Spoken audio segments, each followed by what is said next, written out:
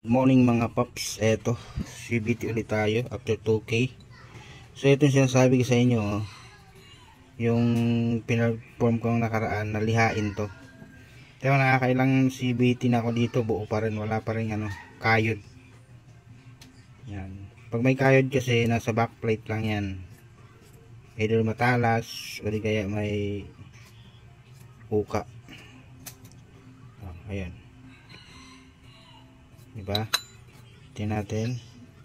Ito naman kakakayod lang to dito pag baliktad yung natin, itong surface na to, yung may bakal.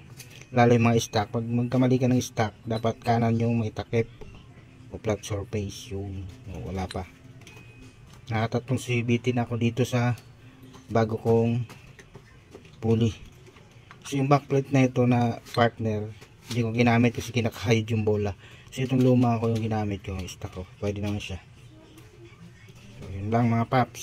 Pag problema nyo lagi yung bola, bawat pa CBT nyo kinakain, eto yun, pakayod nyo to dahil matalas yan. Tingnan mo to, eto pa rin yung bola ko, nakakailang CBT na ako na ito, 6 ata. So, di ba buo pa rin siya, wala pa rin siyang kayod, bilog na bilog pa rin. So yun, thanks for watching mga paps.